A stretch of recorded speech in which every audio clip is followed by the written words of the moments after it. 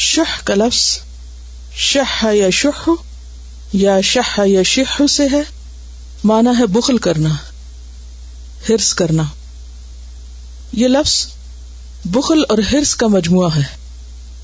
عربی میں کہتے ہیں تشاح الخصمان فی الجدل، دو فریق جھگڑے میں جب ہر ایک غالب آنے کا ارادہ کرے تو اس سے شح کا معنی واضح ہوتا ہے. دوسرے لفظوں میں یہ انسان کی خود غرضی پر دلیل ہے، یہ بے انتہا خود غرض ہو جانا، صرف اپنا فائدہ سوچنا، اور یقینی طور پر یہ ناپسندیدہ صفات میں سے ایک صفت ہے. انسانی زندگی کے دو رویے ہوتے ہیں. ایک رویہ خود غرضی کو جنم دیتا ہے جس میں انسان کو صرف اپنی ذات کی فکر ہوتی ہے، صرف اپنے لیے جیتا ہے. اور دوسرا رویہ سخاوت اور ایثار کا ہے، شیئرنگ کا ہے، جس میں انسان صرف اپنا فائدہ نہیں سوچتا بلکہ دوسروں کا بھلا بھی چاہتا ہے. اور یہی فطرت کا قانون ہے.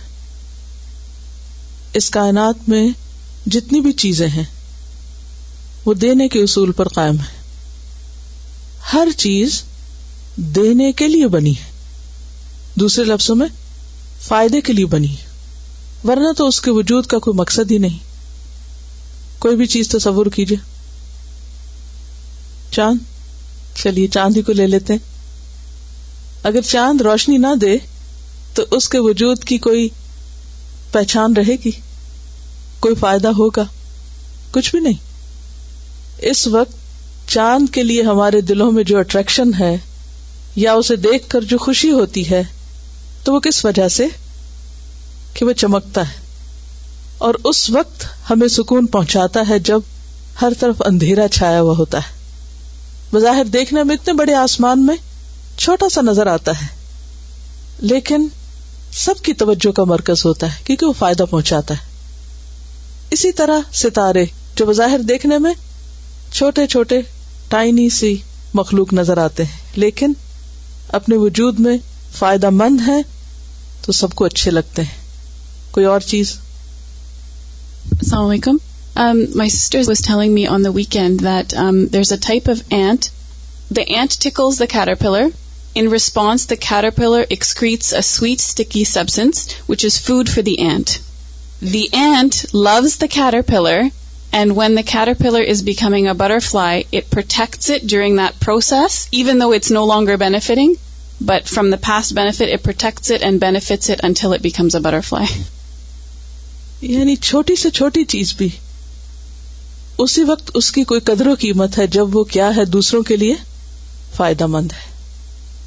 اور اگر کوئی چیز دوسرے کے لیے فائدہ مند نہیں، صرف اپنی ذات کے لیے فائدہ مند ہے، صرف اپنے وجود میں بڑی چیز ہے، تو خواہ وہ کتنی بھی بڑی چیز ہو، خواہ ایک بہت بڑی راک ہی کیوں نہ ہو، اگر وہ محض راک ہے تو شاید بہت فائدہ مند نہ ہو.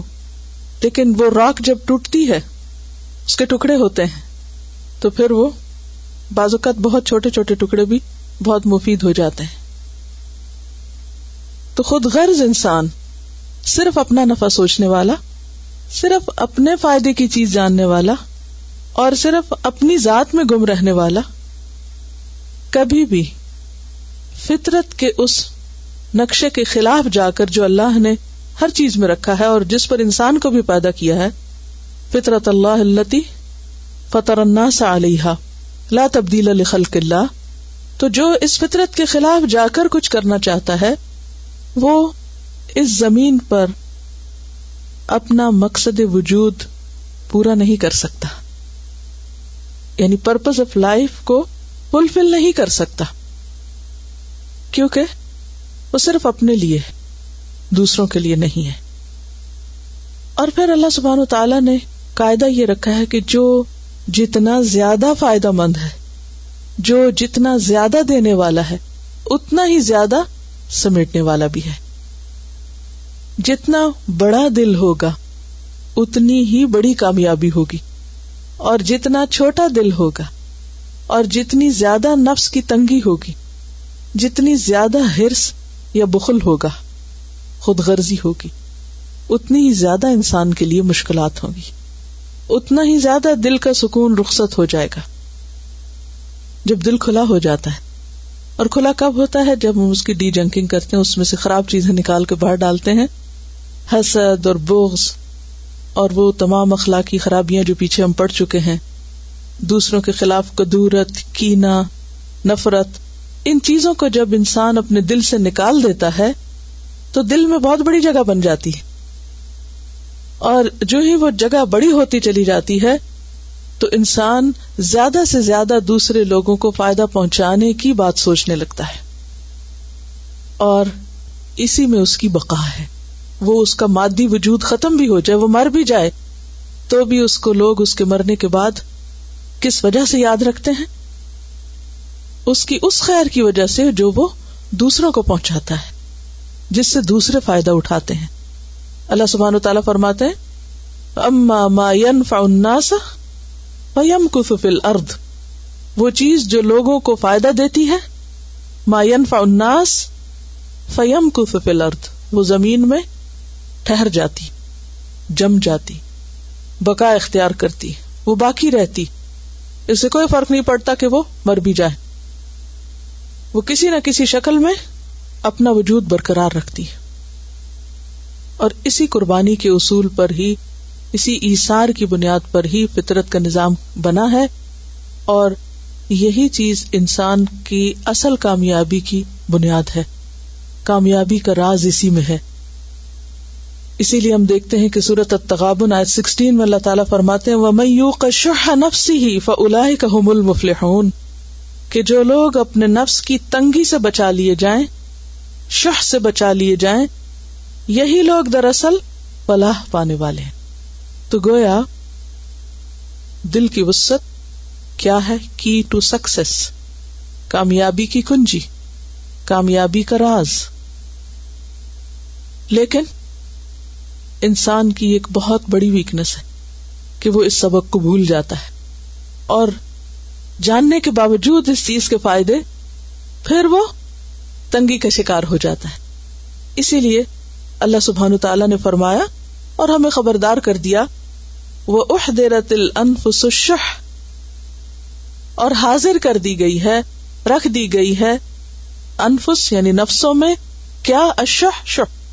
کیوں حاضر کر دی گئی؟ کیوں رکھ دی گئی؟ امتحان کے لیے کہ وہ تو ہے، اس کے ہوتے ہوئے کون اس ویکنس پہ قابو پائے گا؟ کون اس کا مقابلہ کرے گا؟ کون اس کا علاج کرے گا؟ کون اس کا تزکیہ کرے گا؟ اور کون اس کے خلاف جا کر وہ کرے گا جو اللہ سبحانہ وتعالیٰ کو پسند ہے اور جو بندوں کے لیے بھی پسندیدہ ہے.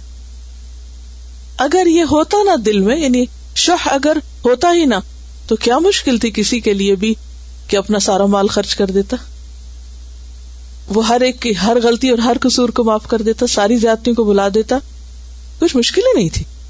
یہ شح ہے تو اس خوبی کو لانا بھی ایک جہاد ہے اور واقعی مشکل ہے، اور اس وقت تک ہو نہیں سکتا جب تک انسان کے اندر ایمان کی قوت نہ ہو.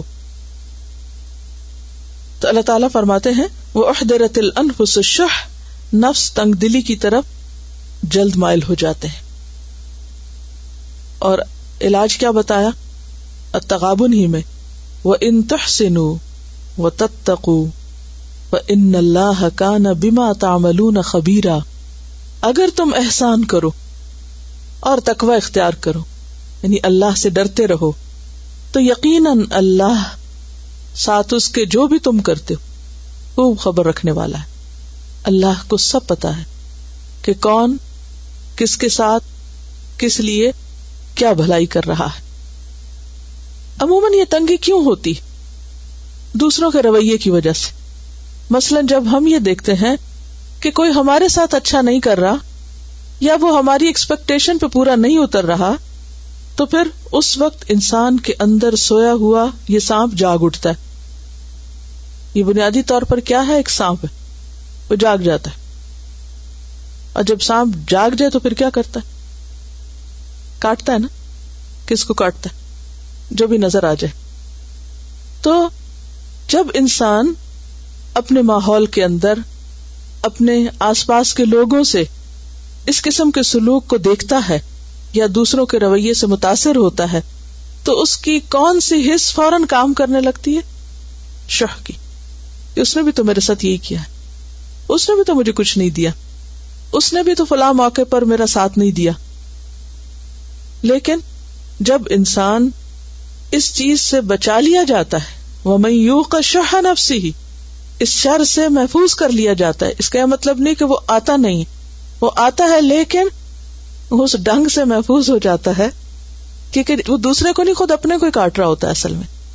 دیکھیں جب دل میں تنگی اور نفرت اور غصہ غضب ہوتا ہے تو کون کاٹ رہا ہوتا ہے, کس کو؟ خود ہی کو پڑ رہی ہوتی ہے نا مار. تو اگر انسان فوری طور پر اس کے بچاؤ کا انتظام کرنے لگے تو ایسا انسان کامیاب ہو جاتا ہے, پرسکون ہو جاتا ہے, خوش ہو جاتا ہے, اور جب معاف کر دیتا ہے تو پھر اللہ بھی اس پر مہربان ہو جاتا ہے. اب دیکھیے کہ اگر ہم غور کریں کہ ہمارے پاس جو کچھ ہے وہ ہمارا اپنا نہیں, دیا ہوا ہے نا کسی کا. جو کچھ بھی ہے ہمارے پاس, خواہ وہ مادی چیزیں, مال و متاع ہے, یا ہمارے جسم کی شکل میں مثلاً آنکھیں ہیں, کان ہے, زبان ہے, ہاتھ ہے, وغیرہ وغیرہ, عقل ہے, بولنے کی قوت ہے, یہ سب کچھ کیا ہے؟ اپنی پیدا کی ہوئی. کون سی چیز اپنی ہے؟ کوئی بھی تو نہیں, سب اس کا دیا. اولاد ہے, وسائل ہیں, دنیا کے اندر بے شمار نعمتیں ملی ہیں, سب اس کی دی ہوئی. تو جب انسان ان ساری نعمتوں کو اپنی کمائی نہیں سمجھتا بلکہ اللہ کی دین سمجھتا ہے تو انسان کا رویہ کیا ہوتا ہے پھر؟ شکر گزاری کا. شکر گزاری کا پھر طریقہ کیا ہوتا ہے کہ ان نعمتوں کو کہاں لگایا جائے؟ اللہ کی مرضی کے مطابق استعمال کیا جائے, اللہ کی پسند میں لگایا جائے, اس کی راہ میں لگایا جائے, اس کے بندوں کے فائدے میں لگایا جائے, جو کچھ بھی. کیونکہ شح کا تعلق صرف مال سے نہیں, یہ صرف مال سے نہیں, اس میں بہت ساری چیزیں آتی ہیں. اس میں ساری نعمتوں کے بارے میں بخل آتا ہے, ٹھیک ہے نا. مثلا ہم ہاتھوں سے جو کام کر سکتے ہیں, یا آنکھوں سے جو کام لے سکتے ہیں, یا زبان سے جو لے سکتے ہیں, پاؤں سے جو لے سکتے ہیں, ساری نعمتیں آ جاتی. یعنی بخل جو ہے وہ صرف مال کا بخل نہیں, ہر اس چیز میں بخل ہوتا ہے جو انسان کو نعمت میں سے اللہ نے عطا کی ہے. آپ چاہیں تو ایک لسٹ اپنے پاس بنا سکتے ہیں کہ کیا کچھ ہے میرے پاس. تو جب انسان کا ایک شکر گزاری کا رویہ ہوتا ہے تو اس وقت وہ ان ساری نعمتوں کو دوسروں کے بھلے اور دوسروں کے فائدے کے لیے خرچ کرنے لگتا ہے, اور جتنا جتنا زیادہ خرچ کرتا ہے اتنا اتنا اس کا شح ختم ہوتا جاتا ہے, اس کے دل کی تنگی ختم ہوتی جاتی. وَمِمَّا رَزَقْنَاهُمْ يُنْفِقُونَ, اس کا جو دائرہ کار ہے وہ بہت وسیع ہے, وہاں صرف صدقہ خیرات یا زکوٰۃ نہیں ہے. مِمَّا رَزَقْنَاهُمْ میں سب کچھ آ جاتا ہے. تو جو کچھ ہمیں ملا ہے ہمارا کیا فرض بنتا ہے؟ شکر گزاری کے لیے دینے والے کو لوٹائیں. اب اس کو تو نہیں چاہیے نا خود, وہ تو ہر چیز سے بے نیاز ہے. اللہ الصمد, وہ کیا چاہتا ہے ہم سے کہ ہم اس کے بندوں کی طرف اس خیر کو لوٹائیں, اس کی مخلوق پر اس کو خرچ کریں, اور ایسا کرتے ہوئے اس کی رضا کو مد نظر رکھیں. کیونکہ بعض اوقات ایسا ہو رہا ہوتا ہے کہ ہم اسے بندوں کے لیے خرچ کر رہے ہوتے ہیں, مثلا باپ اپنی اولاد پہ خرچ کر رہا ہے, یا کوئی بھی شخص اپنے متعلقین پہ کچھ خرچ کر رہا ہے, لیکن اس خرچ کرنے میں مقصد اور مطلب کچھ اور ہوتا ہے, غرض کچھ اور ہوتی ہے. شح کب ختم ہوتا ہے؟ جب انسان اللہ کا دیا ہوا اللہ ہی کی خاطر خرچ کرے, اللہ ہی کی رضا میں خرچ کرے, اس کی نافرمانی کے کاموں میں خرچ نہ کرے. اب آپ ایک ایک نعمت کو دیکھیے. مثلاً آپ کو مال ملا, اب خرچ کرنے کا ایک مقصد یہ ہو سکتا ہے کہ آپ اس کے ذریعے دکھاوا کریں, اسراف کریں, نمائش کریں, خود بڑا بننے کی کوشش کریں, اس کے ذریعے دوسروں پہ دھونس جمائیں. اور اس کے مقابلے میں دوسرا رویہ کیا ہو سکتا ہے؟ ينفقون تو کریں مگر اسی کے لیے کریں, کسی اور مطلب اور غرض کے لیے نہ کریں. کیونکہ اگر غرض کوئی اور شامل ہوگی, دیکھیں یہاں بھی خود غرضی ہو جاتی ہے بعض اوقات کیا ہوتا ہے کہ لوگ بڑے بڑے مال خرچ کرتے ہیں لیکن پیچھے غرض کیا ہوتی ہے؟ ناموری کی خواہش ہوتی ہے، مطلب کچھ اور ہوتا ہے. کیا یہ شکر ادا کرنا ہے؟ الا ابتغاء وجہ ربہ الاعلی ولسوف یرضی، کہ جو کچھ دے رب اعلی کی رضا کی خاطر دے، اس کے بتائے ہوئے طریقے کے مطابق دے. مثلاً آنکھوں کے ساتھ کیا کام لے، آنکھوں کو کیسے خرچ کرے اس کی راہ میں، غور و فکر کرے، اس کا کلام پڑھے، ممنوع چیزوں سے پرہیز کرے، اور ہاتھ، زبان، پاؤں، دماغ کی طاقت. اب دیکھیں ہم ہر وقت کچھ سوچتے رہتے ہیں، تو ذرا اپنے اندر بھی جھانک کے دیکھ لینا چاہیے کیا سوچتے رہتے ہیں اور کیوں سوچتے ہیں، کہاں دماغ لگایا ہوا ہے،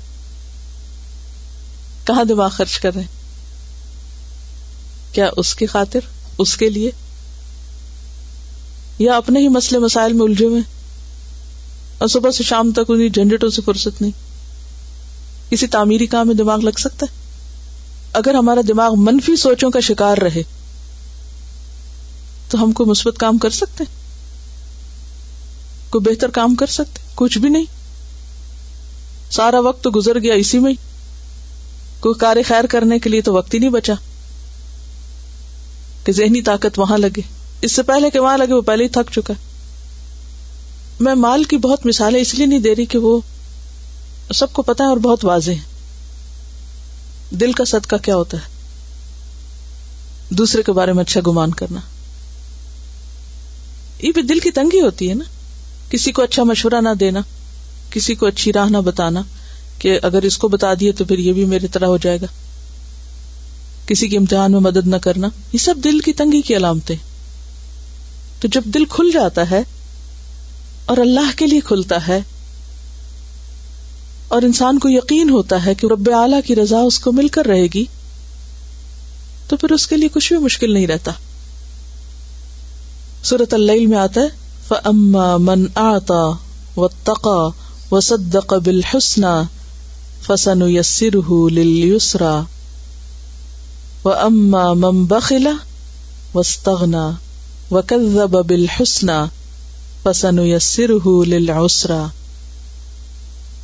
وَمَا يُغْنِي عَنْهُ مَالُهُ إِذَا تَرَدَّى. دو واضح کردار سامنے آتے ہیں. ایک ہے دینے والا، آتا واتقى وصدق بالحسنى، اور یہ پہلی جو دو صفات ہے نا، عطا اور تقوی کے بعد ہی حسنہ کی تصدیق ہو سکتی ہے. یعنی بھلائی کے کاموں کی، اچھی چیز کو، حق کو انسان قبول کرنے کے قابل ہوتا ہے. دل کھلتا تو حق قبول کرتا ہے نا، سچائی سمجھ میں آتی ہے، پھر اس کو لے لیتا ہے. اور جب بخل ہوتا ہے، خود غرضی ہوتی ہے، دل کی گھٹن ہوتی ہے، بے پرواہی ہوتی ہے، سرکشی ہوتی ہے، تو پھر جب حق سامنے آتا تو انسان اس کو نگیٹ کر دیتا ہے کہ نہیں، I don't believe in it. تو پھر کیا ہوتا ہے، جب ایک دفعہ نہ ہو جاتی ہے نا، پھر انسان اور زیادہ بھج جاتا ہے، پھر وہ آگے اس کے لیے تکذیب کا ہی دروازہ کھلتا چلا جاتا ہے. کیا اہل مکہ کو نبی صلی اللہ علیہ وسلم کی باتیں سمجھ نہیں آتی تھی؟ آتی تھی، پھر دل نہیں کھلے تھے، اس لیے نہیں مان سکتے. تو خواہ معاملہ پیغمبر کے ساتھ ہو یا کسی عام انسان کے ساتھ ہو، جب دل کھل جاتا ہے تو صحیح اور غلط کا فرق نظر آنے لگتا ہے، اور پھر انسان بہتر فیصلہ کرنے کے قابل ہوتا ہے. اور جب دل تنگ ہوتا ہے تو پھر انسان صرف یک رخے طور پر چیزوں کو دیکھتا ہے اور صحیح فیصلہ نہیں کر پاتا، اور صحیح نتیجے پر پھر نہیں پہنچتا. وَأُحْضِرَتِ الْأَنفُسُ الشُّحَّ، اور وَمَن يُوقَ شُحَّ نَفْسِهِ فَأُولَئِكَ هُمُ الْمُفْلِحُونَ.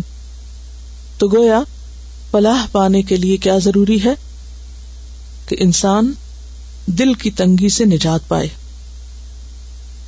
اور اپنے اندر سخاوت کا مزاج پیدا کرے. تھوڑی دیر کے لیے سوچئے کہ اگر کائنات ہم سے بخل کرنے لگے تو ہمارا کیا بنے؟ مثلا سورج نکل کے ہی نہ دے، یہ بخل ہوگا نا، کہ وہ اپنی روشنی نہ دے یا پوری روشنی نہ دے، تھوڑی تھوڑی بس دے. کم کر دے. زمین بخل کرنے لگے, ہم جو بیج ڈالیں وہ کھا ہی جائے اور واپس کچھ نہ نکالے, پھر کیا ہوگا؟ اگر بادل تو آئے اور بارش برسانے کی بجائے پتھر برسائیں یا کچھ بھی نہ برسائیں اور چلے جائیں, آئیں اور چلے جائیں, کیا ہوگا؟ آپ گاڑی پہ بیٹھے وہ چل کے ہی نہ دے, وہ بخل کرے, نہیں چلتی آپ کے لیے, آپ اتنی اللہ کی نافرمانیاں کرتے, کیا ہوگا؟ آپ کسی سے کویسچن پوچھتے رہے اور آگے سے جواب ہی نہ دے, یہ بھی انتہائی دل کی تنگی کی علامت, یعنی کسی کی بات کا جواب نہ دینا, یہ بھی دل کی تنگی ہے نا, کیونکہ جس سے کچھ پوچھا جائے یا مشورہ کیا جائے تو وہ امانت دار ہوتا ہے. اب اس پہ امانت آ پڑتی ہے کہ صحیح معلومات دینی ہوگی, صحیح مشورہ دینا ہوگا. جیسے ٹریز پہ پھل لگتا ہے, اگر آپ لینے جاؤ اور وہ اور اونچے ہو جائیں, ہاتھ ہی نہ آئے, پکڑا ہی نہ دیں. جب گائے دودھ نہ دے تو گائے والے سے پوچھیں کہ اس کو کتنی فرسٹریشن ہوتی, کتنا چارہ کھلایا, سب کچھ کیا, اور این ٹائم پہ وہ دودھ ہی نہیں دے رہی.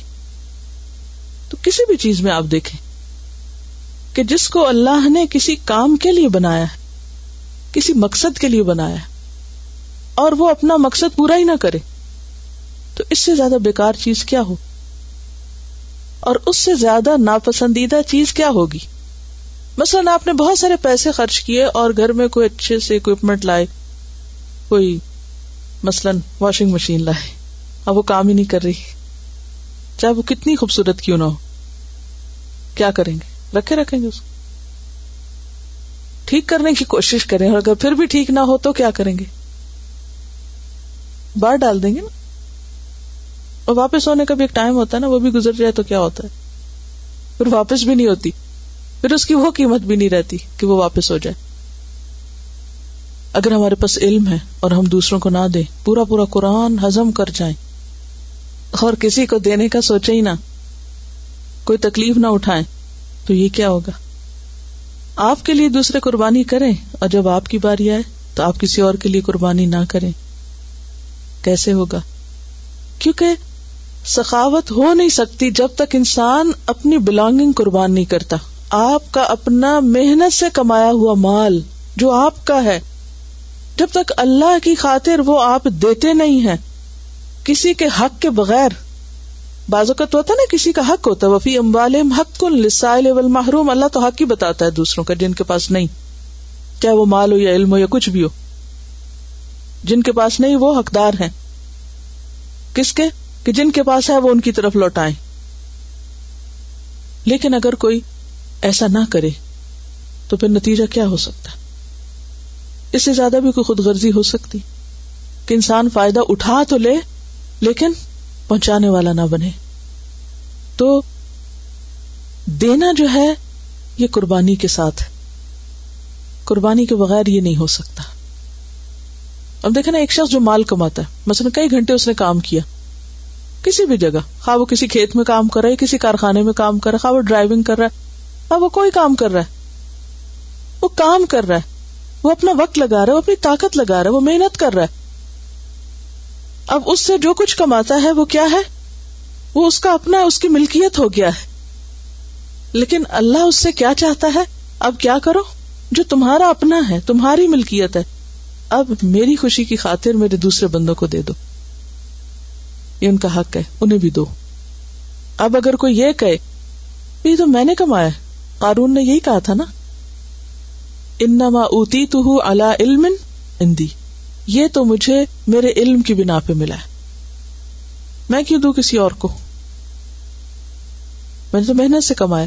بھئی بات ہی یہی ہے کہ جس چیز میں تم محنت لگاؤ, جس میں تکلیف لگاؤ, اس کو پھر دوسرے پہ خرچ کرو, اسی کا نام سخاوت ہے, یہی ایثار ہے, یہی شح کا اپوزٹ ہے.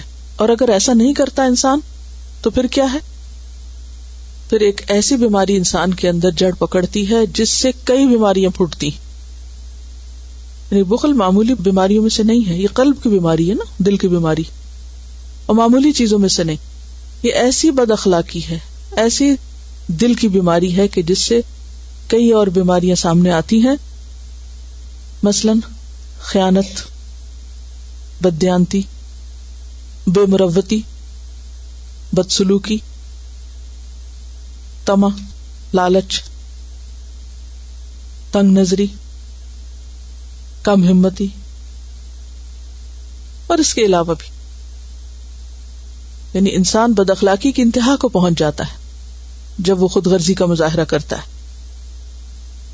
اسی کے بارے میں آتا ہے نا، ارأیت الذی یکذب بالدین فذلک الذی یدع الیتیم ولا یحض علی طعام المسکین فویل للمصلین الذین هم عن صلاتهم ساہون الذین هم یراؤون ویمنعون الماعون. بھلے نماز پڑھتے رہو، اگر تمہارے دل کی تنگی یمنعون الماعون، معمولی چیز بھی نہیں دے سکتے ہو، تو نمازیں بھی تمہیں نہیں بچائیں گی. کیونکہ بعض لوگ یہ سمجھتے ہیں نا کہ وہ نماز روزے کی بہت پابندی کرتے ہیں تو ان کے لیے کوئی فرق نہیں پڑتا کہ وہ باقی جو مرضی کریں زندگی میں. نہیں، نماز تو اپنی جگہ ہے. اگر کوئی شخص نماز میں 5 وقت جھکتا ہے لیکن حق کے آگے نہیں جھکتا، کسی دلیل کے آگے نہیں جھکتا، تو یہ کیا جھکنا ہو؟ یہ تو کشادہ دلی کی علامت تو نہیں ہے نا. اسی طرح دیگر عبادات بھی. اچھا، ہوتا کیا ہے کہ اس بخل اور دل کی تنگی کی وجہ سے انسان دوسرے کو سخاوت تو کیا، حق کے بغیر کیا، حق دینا بھی نہیں چاہتا، حق سے بھی محروم کر دیتا ہے. یعنی بعض اوقات یہ مرض اتنا بڑھ جاتا ہے کہ حقداروں کے حقوق بھی انسان فراموش کر دیتا ہے. مثلا زکوٰۃ میں جو حقدار ہیں، یا عام روزمرہ زندگی میں ہمارے خیر اور بھلائی کے جو لوگ حقدار ہیں، مثلا ماں باپ کا حق ہے، اور آپ نے پڑھا ہوگا کہ وہ حق صرف ان پہ مال خرچ کرنا نہیں ہے، بلکہ ان کے کئی ایک حقوق ہے. ان کا ادب، عزت، احترام، ان کو خوش کرنا، ان کی خدمت کرنا، کئی ایک چیزیں آ جاتی ہیں نا اس میں. تو جب انسان خود غرض ہو جاتا ہے تو اس کا نتیجہ کیا نکلتا ہے؟ آپ نے دیکھے ہوں کہ ایسے بچے بھی جو ماں باپ کے ساتھ انتہائی بدتمیزی سے پیش آتے ہیں. ہوتا ہے نا؟ کیوں؟ وجہ کیا ہوتی ہے؟ عام طور پہ کیا کہتے ہیں، کیوں کرتے ہیں ایسے؟ کوئی بتائے گا کیا چیز ہوتی ہے پیچھے؟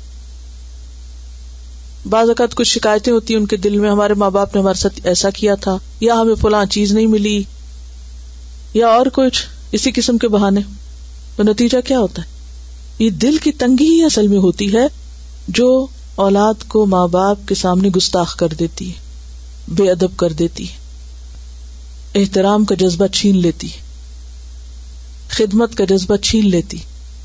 لیکن خدمت بھی تو آپ تبھی کر سکتے ہیں نا جب آپ کا دل کسی کے لیے کھلے گا، تبھی آپ کسی کا کچھ کام کریں گے نا.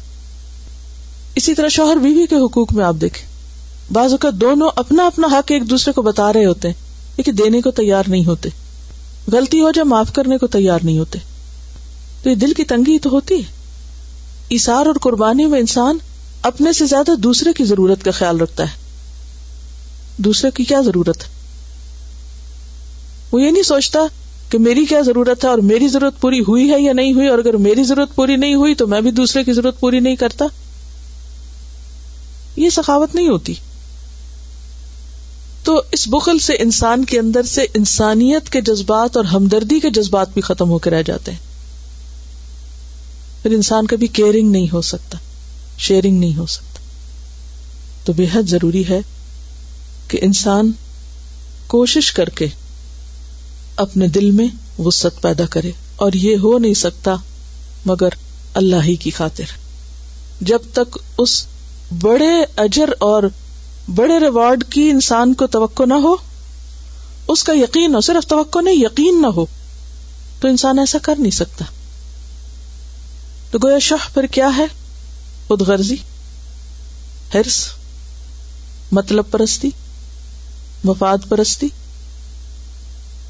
دوسروں سے فائدہ اٹھانے کی نیت، دوسروں سے صرف فائدہ اٹھانا لیکن فائدہ پہنچانے کا نہ سوچنا، خیر خواہی کی بجائے دوسرے کی بدخواہی چاہنا.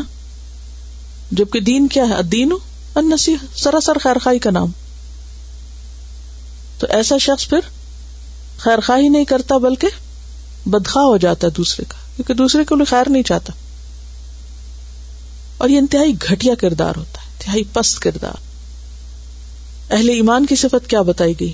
وَيُؤْثِرُونَ عَلَىٰ أَنفُسِهِمْ وَلَوْ كَانَ بِهِمْ خَصَاصَةٌ، وہ اپنی ذات پر دوسرے کو ترجیح دیتے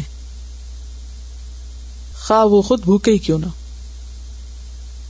اپنا حق چھوڑ دیتے، دوسروں کو اپنے پر فوقیت دیتے، ترجیح دیتے، اس کو آگے کرتے، خود پیچھے ہو جاتے، خواہ وہ خود ضرورت مند ہی کیوں نہ.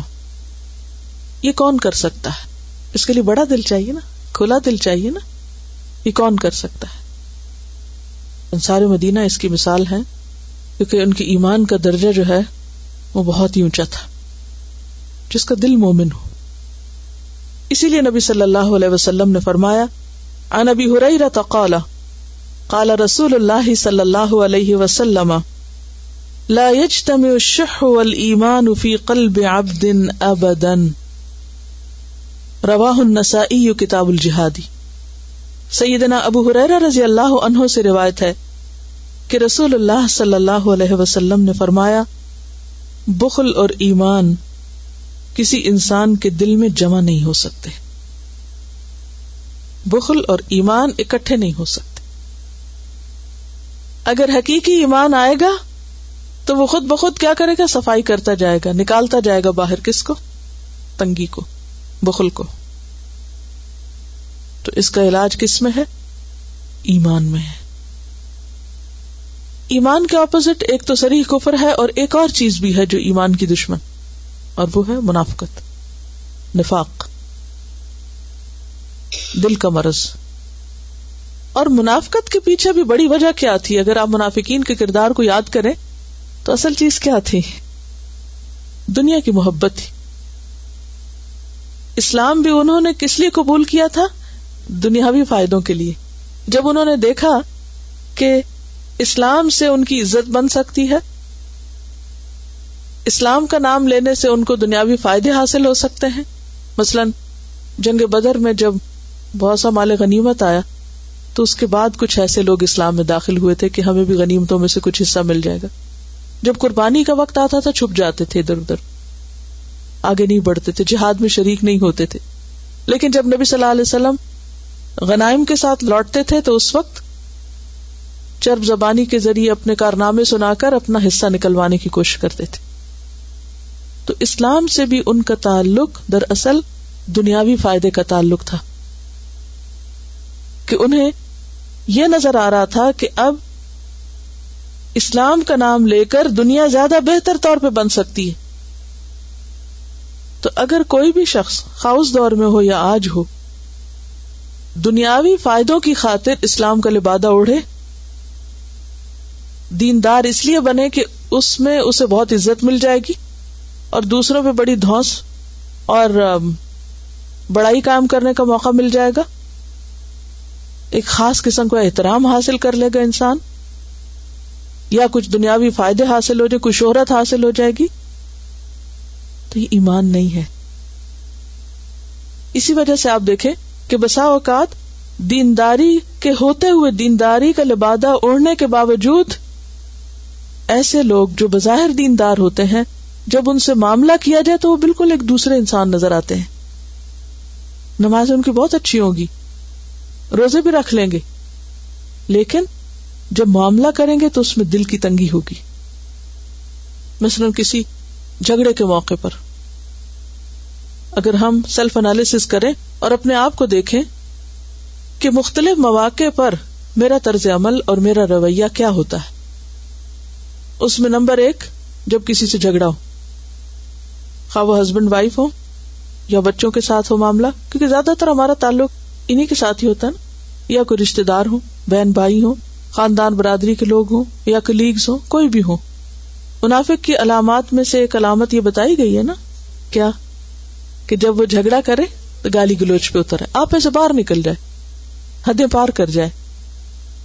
اور کون سا موقع ہو سکتا ہے کہ جب انسان اپنے آپ کو جج کر سکتا ہے لین دین کے معاملات، خوشی اور غمی کے مواقع. ہم سب اپنے آپ کا جائزہ لیں کہ ہماری خوش گفتاری کب ہوتی ہے، کہاں ہوتی ہے اور کہاں نہیں ہوتی. کسی کا نہ سوچیں، ہم سب اپنا اپنا سوچیں. ہم کہاں خوش گفتار ہوتے ہیں؟ خوش گفتار کا معنی آتا ہے کہ میں بہت ہائی اردو نہ بول رہی، ایسا نہ ہو کہ بات ہی سمجھ نہ آئے. خوش گفتار کون ہوتے ہیں؟ یعنی جن کی باتیں خوش کر دے، خوش کن باتیں کرنے والے، کہ جو دوسروں کو خوش کر دے. ہماری خوش گفتاری کہاں ہوتی اور کہاں نہیں ہوتی؟ جب مطلب ہوتا ہے، جب وہ پورا ہو جاتا ہے تو پھر وہ سٹائل بھی بدل جاتا ہے. اور سوچیے، غور کیجیے، ہم سب کو اپنا اپنا جائزہ لیں. یعنی اگر کہیں کوئی بحث ہو رہی ہو یا کوئی آرگیومنٹ ہو جائے اور مد مقابل جو سامنے والا ہے جس سے بھی ہم بات کر رہے ہیں، کوئی بھی ہو سکتا ہے، خواہ کوئی دکاندار ہو یا کوئی بھی شخص ہو، خواہ کوئی راہ جاتا ہی ہو، تو جب وہ ہمارے ساتھ اگری نہ کرے ڈس اگریمنٹ کے موقع پر، تو اس وقت ہمارا ٹیمپرامنٹ کیا ہوتا ہے؟ This is embarrassing, but maybe it will help someone. I was on the phone with someone on the weekend, and I hadn't talked to them in a long time, and I was really happy to talk to them, and it was great and whatever, and then I looked at the clock, and it was 5 minutes, and 10 minutes, and 15 minutes, and then I started to get tense that, like, she's wasting my time, and by the end of the conversation, I think I was actually quite rude, because I was being stingy with my time, and she wasn't making me happy anymore, and I didn't care if she was happy with me, I just wanted to get off the phone. اصل میں یہ ہے کہ عام روزمرہ زندگی میں شیطان آتا، وار کر کے بھاگ جاتا اور ہمیں پتہ بھی نہیں چلتا، اور ہم پھر بعد میں سوچتے اوہ ہو غلطی ہو گئی. بچوں کے ساتھ ہم کیا کرتے ہیں؟ وہ ہمارا سب سے بڑا ٹیسٹ ہوتا ہے، کیونکہ وہ ہمارے بس میں ہوتے ہیں، یعنی رعایت نہیں دینے کو تیار ہوتے ہیں کہ چلو کوئی بات نہیں، اگنور کر دیں، 5 منٹ اور دیکھ لیں. کبھی کبھی ان کے ساتھ معاملی بات کرنے کی ضرورت ہوتی ہے، لیکن موقع کی مناسبت سے، ہر وقت نہیں. کیونکہ انسان کا پتہ وہیں چلتا ہے کہ وہ اپنے بڑے کے ساتھ کیسا اور اپنے چھوٹے کے ساتھ کیسا.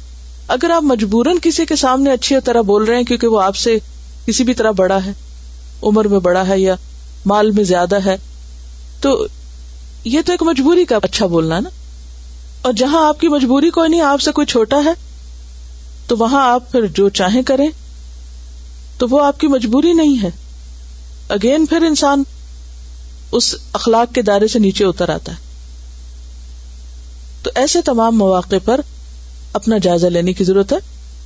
اور اس وقت اگر تھوڑی دیر کے لیے ایک دوسرے کو یاد دہانی کرا دیں تو اس سے بہت فائدہ ہوتا ہے. اگر ساتھ رہنے والے آپس میں ایک دوسرے کی مدد کریں، وتواصوا بالحق وتواصوا بالصبر، تو اس میں بہت اصلاح ہو جاتی ہے. کانسٹنٹلی یاد کرائیں. اس بات کو ہم دوسری طرح بھی کہہ سکتے ہیں، دوسرے طریقے سے بھی کہا جا سکتا ہے. یعنی آپ اپنے بچوں کے ساتھ ہی کر کے دیکھیں کہ جب بچے فرسٹریٹ ہو رہے ہوں یا غصہ کر رہے ہوں یا رونے دھونے پہ اتر آئے یا کسی بھی طرح جذباتیت کا شکار ہوں، تو اس وقت ان کو روک کے ٹھنڈے دل سے، پہلے خود ٹھنڈے دل سے روک کے کیا کہیں، اس بات کو دوسری طرح کہو. اور کانسٹنٹ ریمائنڈر فائدہ مند ہوگا. دیکھیں، اگر ایک انڈرسٹینڈنگ ڈیولپ کر لینا، ایک ہوتا ہے کسی کے مزاج کو سمجھ کر ریمائنڈر دینا، کیا مسکرا کے دینا یا فارملی دینا یا صرف اشارے سے دینا یا بول کے دینا یا کس طرح دینا. اور ایک یہ ہے کہ انسان صرف ایک کہیں سے اصول پکڑا اور اس کو بے سوچے سمجھے اپلائی کرتا چلا گیا کہ مجھے یہ کرنا ہے. یہاں آ کے غلطی ہو جاتی. جب آپ کو یہ پتا ہو نا کہ یہ کرنا ہے، تو پھر آپ دیکھیے، پلاننگ کی زندگی میں بہت اہمیت ہے، خواہ چھوٹی چیز ہو یا بڑی چیز ہو. شاید آپ سے میں نے پہلے بھی شیئر کیا تھا کہ بلی جب شکار کے اوپر حملہ آور ہوتی ہے تو اس سے پہلے کیا کرتی ہے؟ پلاننگ کرتی ہے نا، کس اینگل سے، کتنے فاصلے سے، کتنی دیر میں، کیسے حملہ کرنا ہے. اگر وہ پلاننگ نہ کرے تو بھوکی مر جائے، کوئی چیز اس کے ہاتھ نہ آئے. تو اسی طرح بچوں کے ساتھ معاملہ کرتے ہوئے بھی آپ کو یہ پلاننگ ضرور کرنا ہے اور اپنی عقل کو بھی استعمال کرنا ہے کہ کہاں کس موقع پر زور سے بولنا ہے، کہاں کس موقع پر خاموشی اختیار کرنی، کہاں غلطی دیکھتے ہوئے اگنور کر جانا ہے، کہاں رعایت دینی، کہاں نہیں دینی. ایک اصول ہر وقت نہیں چلے گا. لیکن دل کی وسعت اور دوسرے کو اسپیس دے دینا اور دوسرے کو مہلت دے دینا، چاہے کر لو، یہ بہت بڑی بات. اور پھر آپ دیکھیں گے خود ریئلائز کریں گے ہاں I was wrong. Make them سے آئی واز رانگ. یہ نہیں کہ ہم ان کے اوپر زبردستی ان کو ٹھونس کے بتائیں کہ یو ور رانگ، اور پھر وہ وقتی طور پہ چپ ہو جائیں اور بعد میں اپنے دل میں ایک سرکشی لے کے اٹھے کہ ہم کریں گے وہی جو ہمارا دل چاہتا ہے. کیا فائدہ ایسا؟ جبر سے کچھ منوایا نہیں جا سکتا. السلام علیکم. میرا چھوٹا بیٹا 10 سال کا ہے. اسی طرح کبھی میرے پاس روتا ہوتا ہے یا جذباتی ہو کے آتا ہے تو میں اسے ہمیشہ ہی کہتی ہوں کہ کام ڈاؤن، ریلیکس، بیٹھو، میں تمہیں سن رہی ہوں، آئی ایم لسننگ. وہ بیٹھتا ہے، جب وہ کام ڈاؤن ہوتا ہے آدھی بات وہ اسے جو غم ہوتا ہے وہ اپنا آدھا غم اس سے ریلیکس ہونے میں ہی بھول جاتا ہے، اور پھر وہ بات جب آرام سے کہتا ہے تو اس کو میری بات بھی سمجھ آتی ہے اور انڈرسٹینڈ بھی کرتا ہے پھر بہت اچھی طرح. کیونکہ رونا اور بات کرنا یا ہنسنا اور بات کرنا یہ دوسرے کو اریٹیٹ کرتا ہے، دوسرے کو ہم اپنی بات سمجھا نہیں پاتے. بات کرتے وقت جذبات کو جتنا ہم الگ کر لیتے ہیں اتنی ہی زیادہ بات دوسرے کی سمجھ میں آتی ہے، اور جتنے زیادہ ہم اس وقت جذباتی ہو جاتے ہیں خواہ خوشی میں یا غم میں، دونوں اعتبار سے ہم دوسرے کو اپنا نقطہ نظر نہیں سمجھا پاتے اور وہ بات اثر نہیں کرتی، فائدہ مند نہیں رہتے ہم. بات وہی ہے نا کہ ہمیں فائدہ مند بننا ہے، دوسروں کا خیر خواہ بننا ہے، دینے والا بننا ہے، اور وہ دیا نہیں جا سکتا جب تک ہمارا انداز اور طریقہ درست نہ ہو، خواہ وہ نصیحت ہو یا خیر خواہی ہو یا مال ہو یا کچھ بھی. خواہ آپ کسی کو کوئی بہت قیمتی تحفہ بھی دے رہے ہوں، اگر وہ بھی آپ اس جذبے کے ساتھ نہیں دیتے تو دوسرے کے لیے اس کی کیا ویلیو ہوگی، کیا قدر و قیمت ہوگی. اصل میں ضرورت اس وقت ہمیں خود پہ قابو پانے کی ہوتی ہے نا. بعض اوقات ہم جب کسی بات پہ غصے تو ہمارا کیا دل چاہتا ہے کہ دیر اینڈ دین اسی وقت ہم ان کو پورا سبق سکھا دیں، حالانکہ تھوڑی دیر کے لیے انسان سوچے بھی ابھی اور بہت سی زندگی ہے، انشاءاللہ وقت ہے، ایک اور چانس بھی ہو سکتا ہے، آج نہیں کل بھی ہو سکتا ہے. ضروری ہے آج ہی سمجھائیں جب وہ سمجھنے کے قابل ہی نہیں ہے. فطرت کی چھوٹی چھوٹی چیزوں سے ہم اتنا سبق سیکھ سکتے ہیں. میں جب بھی صبح دیکھتی ہوں کہ گھاس کتنی گرین ہو گئی ہے اور یہ سب کچھ ہو رہا ہے، اور سوچتی ہوں سردیوں میں بھی بارش کا برف پڑتی تھی اور موسموں میں بھی ہوتا ہے، لیکن کیا وجہ کہ اسی موسم میں یہ سبزہ نکل رہا ہے، اس سے پہلے بعد میں کیوں نہیں؟ کیونکہ کچھ عرصے کے بعد پھر یہ بریک لگ جائے گی نا، پھر یہ تھوڑے دن سسٹین کرے گا، پھر اس کے بعد پیلا پڑ جائے گا. پھر بھلے بارشیں ہوتی بھی رہیں، کیا اکتوبر میں بارشیں نہیں ہوتی جب خزاں ہوتی ہے نا، لیکن ان بارشوں سے سبزہ کیوں نہیں اگتا؟ وقت نہیں ہے، اگنے کا ٹائم نہیں ہے. تو ہر چیز کا ایک وقت ہوتا ہے. ہم اس مناسب موقع کا انتظار نہیں کرتے. کیوں نہیں کرتے؟ دل کی تنگی. پھر بات وہیں آ جاتی ہے، دل کی تنگی ہوتی ہے. وَمَن يُوقَ شُحَّ نَفْسِهِ فَأُولَٰئِكَ هُمُ الْمُفْلِحُونَ. اور دل کی تنگی ایمان، توکل اور صبر کے ذریعے ہو سکتی ہے. لیکن وقتی فائدے اور وقتی چیزیں ہمیں اتنا ایموشنل کر دیتے ہیں کہ بعض اوقات ہم پھر اصل کو بھول جاتے ہیں. تو نبی صلی اللہ علیہ وسلم نے فرمایا کہ ایمان اور بخل، شح اور ایمان کسی انسان کے دل میں جمع نہیں ہو سکتے. یعنی جو ہی اللہ پر ایمان آئے گا، آخرت پر یقین آئے گا تو دل وسیع ہو جائے گا. کیسے وسیع ہوگا؟ بعض اوقات ایسا ہوتا ہے کہ آپ کسی کے ساتھ بھلا کر رہے ہوتے ہیں اور وہ اس کی قدر نہیں کرتا، اس کو آپ کی بھلائی نظر ہی نہیں آتی. کبھی ہوتا ہے ایسے کہ آپ نے اس پہ کوئی احسان کیا، وہ مانتا ہی نہیں. بار بار بچوں کی مثال دینا بھی اچھا نہیں لگتا، لیکن عموماً یا کوئی رشتہ دار یا کوئی بھی. اب ایسے میں انسان کیا سوچتا ہے، میں نے بھی نہیں کرنا اس کے ساتھ. ایک خاموش پلاننگ کر رہا ہوتا ہے نا کہ ٹھیک ہے اس نے یہ کیا، میں بھی نہیں کروں گا. کیوں ہوتا ہے؟ جب انسان کو یقین ہے کہ اللہ دیکھ رہا ہے اور وہ پوری جزا دینے کے قابل ہے. اور بہترین صدقہ کون سا ہے؟ جب دل نہ چاہ رہا ہو. وَأَنْتَ صَحِيحٌ شَحِيحٌ، شحیح شحیح سے ہے کہ آپ کا دل ہی نہیں چاہ رہا کرنے کو. اس وقت اگر آپ دل پہ قابو پا کے کر ڈالتے ہیں تو صرف اس وقت کریں گے جب آپ کو یہ پتا ہو کہ میرا رب اسے دیکھ رہا ہے اور وہ گن رہا ہے اور لکھ رہا ہے اور پوری پوری جزا دینے پہ قادر ہے. لیس للانسان الا ما سعى وان سعيه سوف يرى ثم يجزاه الجزاء الاوفى. تو بات یہ ہے کہ انسان کے لیے اصل میں کیا ہے؟ کوشش کرتے رہنا، اور اس کی کوششیں دیکھی جائیں گی، پھر وہ اس کو جزا دے گا، بھرپور جزا، مکمل جزا. ایک ذرے برابر بھی کسی پہ ظلم نہیں کیا جائے گا. یہ ایمان اور یقین ہی ایسی چیز ہے کہ جو انسان کو ہر موقع پر خیر کرنے کی تقویت دیتی ہے. کوئی اس کے ساتھ بھلا کرے تب بھی اور نہ کرے پھر بھی وہ کرتا چلا جاتا ہے، کیونکہ اسے سامنے والے سے جزا نہیں چاہیے، اسے جزا کہیں اور سے چاہیے، اور وہ جس کے لیے کوشش کر رہا ہے وہ دیکھ رہا ہے اور وہ دے گا. یہ آخرت پر ایمان کی وجہ سے. والذین یؤتون ما آتوا وقلوبهم وجلۃ انہم الی ربہم راجعون، کہ وہ دیتے ہیں جو بھی وہ دیتے ہیں، اور دیتے ہوئے ان کے دل تنگی کا شکار نہیں ہوتے، دل اللہ کے خوف سے کانپ رہے ہوتے ہیں کہ میں تو اپنے رب کی خاطر دے رہا ہوں. انہم الی ربہم راجعون. تو یہ ایمان ہے جو دلوں کو وسیع کر دیتا ہے. اولئک یسارعون فی الخیرات. نتیجہ کیا ہوتا ہے پھر؟ کہ ایسے لوگ بھلائیوں میں بہت تیزی سے آگے جاتے ہیں، کیونکہ وہ اپنا راستہ نہیں بند کرتے نا. یہ جو بخل اور خود غرضی ہوتی نا، انسان کے راستے بند کر دیتی. جب آپ کسی کے ساتھ خیر اور بھلائی چھوڑ دیں گے تو آپ پر کون کرے گا؟ آپ نے اپنے لیے موقع گنوا دیا نا. وَهُمْ لَهَا سَابِقُونَ.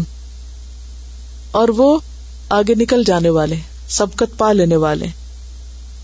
وَلَا نُكَلِّفُ نَفْسًا إِلَّا وُسْعَهَا وَلَدَيْنَا كِتَابٌ يَنطِقُ بِالْحَقِّ وَهُمْ لَا يُظْلَمُونَ. جب انسان کو یہ یقین ہوتا ہے کہ اللہ ظلم کرنے والا نہیں، تو پھر انسان لوگوں کے رویوں سے بے پرواہ ہو جاتا ہے. تو آج کی گفتگو کا خلاصہ کیا ہے کہ کامیابی کا راز دل کی وسعت میں. دنیا کی تعمیر وہی کر سکتا ہے اور اپنی آخرت وہی بنا سکتا ہے جس کا دل وسیع ہو، جو سب کا بھلا چاہے. خیر کس کی طرف لوٹتی ہے؟ کر بھلا ہو بھلا، جو دوسرے کا بھلا چاہے. صرف اپنی ذات کا بھلا، صرف اپنے خاندان کا بھلا، صرف اپنے متعلقین کا بھلا، یہ بھلا نہیں. بھلا وہ ہے جو ساری انسانیت کا بھلا. ہماری ذات سے صرف اپنوں کو نہیں، غیروں کو بھی خیر پہنچنی چاہیے. صرف مسلمز ہی کے بارے میں نہیں، نان مسلمز کے لیے بھی سوچنا چاہیے. صرف انسانوں کے لیے نہیں، جانوروں کے لیے بھی سوچنا چاہیے. صرف جانوروں کے لیے نہیں، ماحول کے لیے بھی سوچنا چاہیے. ہر ایک کی خیر اور ہر ایک کے لیے بھلا. اسی صورت میں قیامت کے دن یہ زمین اور یہ سب ہمارے لیے گواہی دیں گے کہ ہم نے بس کوئی ہمیں نہیں دیکھ رہا، لیکن ہم زمین پہ ایسی چیزیں نہیں پھینک رہے، نہیں پھیلا رہے، وہ پولوشن. تو وہ کیا ہے؟ دراصل اپنے لیے اور دوسرے انسانوں کا بھلا چاہ رہے ہیں نا. بھلا صرف اس صورت میں نہیں چاہنا ہوتا کہ آپ کسی کو کچھ دیں، بھلا اس صورت میں بھی کہ آپ ان کو ایک اچھا صاف ماحول دے کر جائیں.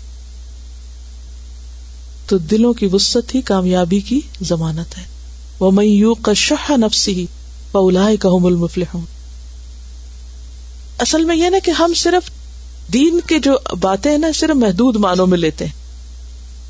اگر بخل کا لفظ ہے تو صرف مال آتا ہے ہمارے ذہن میں اور کچھ بھی نہیں آتا، اور پھر صرف کچھ خاص مخصوص چیزیں کسی کو دے دینا آتا ہے، جبکہ بعض چیزوں سے بچنے کا نام بھی بخل ہے. انشاءاللہ میں اس پر کل مزید بات کروں گی. احتیاط نہیں کرتے کیونکہ شیطان کا بار بار وار ہوتا ہے انسان پہ، اور پھر اس کیفیت سے نکل کر پھر دل کھلا کر کے معاف کر کے اور پھر بڑے فائدے کی خاطر دوسروں کے ساتھ بھلائی کرتے چلے جانا، یہی کامیابی کی راہیں ہموار کرتا ہے. سبحانک اللہم و بحمدک نشہد ان لا الہ الا انت نستغفرک و نتوب الیک.